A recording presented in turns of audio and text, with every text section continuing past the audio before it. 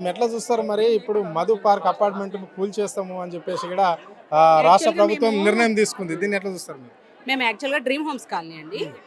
మేము మేము 2014లో ఆ ఇల్లు తీసుకున్నాం. హ్మ్. అప్పుడు మాకు బఫర్ జోను ఇది అన్నది 9 మీటర్స్. అప్పుడు అసలు ఇలాంటి ఇష్యూస్ గానీ ఏం లేవు సార్. హ్మ్. హ్మ్. తర్వాత 2023లో ఏమో ఏదేదో పేపర్‌లో పడినాయి. మీ ఇది బ్యూటిఫికేషన్స్ అని, ఎఫ్‌టీఎల్ అని ఏదేందో వచ్చినాయి. మాకు భయమేసింది. అప్పుడు ఎట్లా ఉందంటే మా పరిస్థితి సముద్రంలో మధ్యలో ఉన్నట్టు అనిపించింది. ఇటు ఒడ్డుకెళ్ళాలా, అటు ఒడ్డుకెళ్ళాలా ఏమీ అర్థం కాదు. ఆ. ఆ టైంలో మేము కాంగ్రెస్ వాళ్ళని పెద్ద పెద్దోళ్ళని కలిసాం సార్. హ్మ్. ఎవరిని కలిసినా కానీ ఇందిరమ్మ గృహాలు ఇస్తారు కదా, మీ ఇందిరమ్మ గృహాలు ఉన్నాయి, మీకు మేము వేరే చోట డబుల్ బెడ్రూమ్ ఇస్తాము, మీరు వెళ్ళండి. ఇంకా మేమున్నది ఏంటి సార్, మేమున్న లొకాలిటీ ఏంటి, మమ్మల్ని తీసుకెళ్ళి ఆ. ఎక్కడ పెడతారు. ఆ తర్వాత మేము ఇట్లానే వేరే ఎటు వెళ్దామా అని ఎదురు చూసే టయానికి బీఆర్ఎస్ వాళ్ళ దగ్గరికి వెళ్దాము అనుకున్నాం. అక్కడ కూడా ఎలా ఉంటుందో తెలీదు. యాక్చువల్‌గా ఎలా ఉంటుందో తెలీదు కదా, వెళ్ళాం సార్.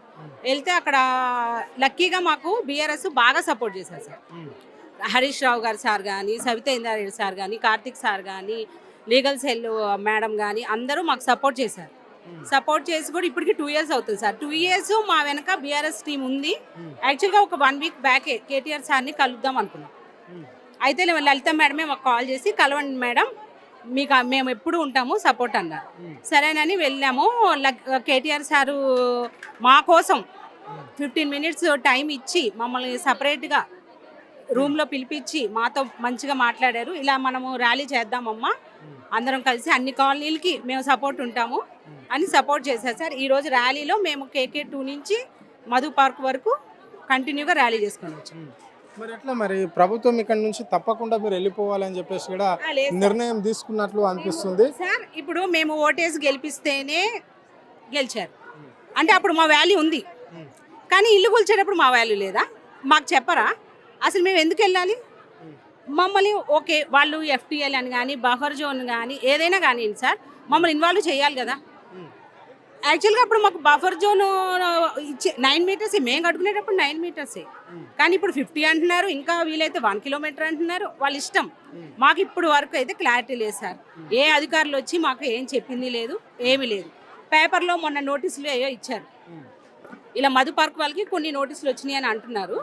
మాకు పేపర్లో సర్వే నెంబర్స్ ఉంటాయి కదా, ఆ సర్వే నెంబర్లో అది 101. ఆ సర్వే నెంబర్ చూసి మళ్ళీ మాకు భయం వేసింది. ఇదేంటి, మాకు ఎటువంటి ఇన్ఫర్మేషన్ కానీ ఏమీ ఇవ్వరు. ఓట్లు అడగడానికి మాత్రం వస్తుంది, అప్పుడు మాత్రం మేము పనికి వస్తాము.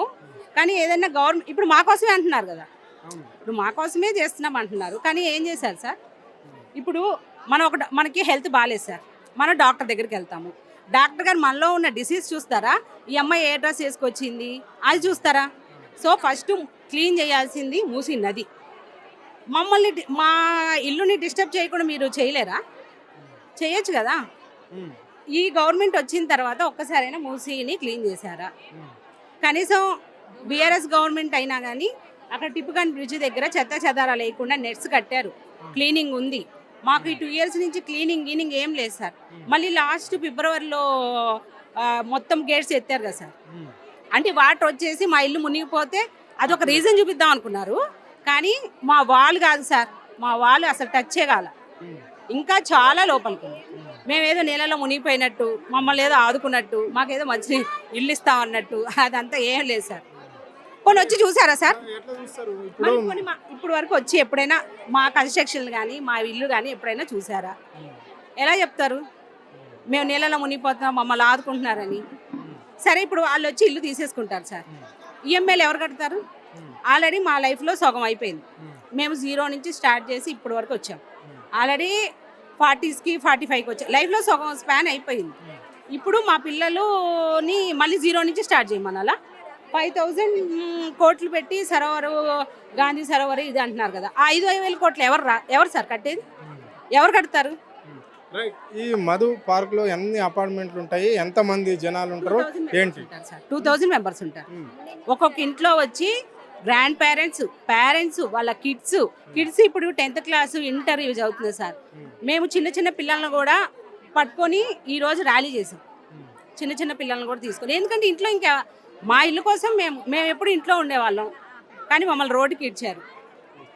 మేము ఇప్పటివరకు ఎప్పుడు ఇళ్లలో నుంచి బయటకే రాని వాళ్ళము. ఇదేనా ఈ గవర్నమెంట్ చేసేది మాకు? ఒక లేడీస్కి వాల్యూ ఇదేనా? ప్రజాప్రభుత్వం నడుస్తుంది, ఇందిరమ్మ రాజ్యం నడుస్తుంది కదా ఈ రాష్ట్రంలో అని చెప్పేసి కాంగ్రెస్ నాయకులు చెప్తున్నారు, ముఖ్యమంత్రిగా చెప్తున్నారు. 2 సంవత్సరాల పరిపాలనలో ప్రజలకు ఎలాంటి ఇబ్బందులు లేవు, 6 గ్యారంటీలు అన్నారు, అన్నీ అమలు చేస్తున్నాం, మహిళలకు పెద్దపీట చేస్తున్నాం. ఈ రాష్ట్రంలో 1 కోటి మంది మహిళలను కోటేశ్వరాలను చేసినాము, ఆ ఘనత కాంగ్రెస్ సర్కార్కి దక్కుతుంది అని చెప్తున్నారు. అవును సార్, మీరు అందుకే సార్ చాలా ఘనత దక్కే ఇంట్లో ఉన్న వాళ్ళము చంటి పిల్లల్ని వేసుకొని రోడ్లు అమ్మడబడ్డాం. మీకు అక్కడ కాంగ్రెస్ గవర్నమెంట్ వచ్చింది లాస్ట్ 5 years మన ఆంధ్రాలో. అప్పుడు అక్కడ వాళ్ళు ఏడ్చారు. నెక్స్ట్ ఇక్కడ తెలంగాణలో కూడా కాంగ్రెస్ గవర్నమెంట్ వచ్చింది. సేమ్ అలాగే లేడీస్ రోడ్లు ఎక్కాము. ఇలాగే అంటే కాంగ్రెస్ గవర్నమెంట్ వస్తే ఇలా ఉంటుందేమో అయితే మేబీ. Thank you. చివరిగా మీ డిసిజన్ ఏంటి? మేము మా ఇల్లు ఖాళీ చెయ్యం. మా ఇల్లు ఖాళీ చెయ్యం. మా ప్రాణం ఉన్నంత వరకు మేము పోరాడతాం.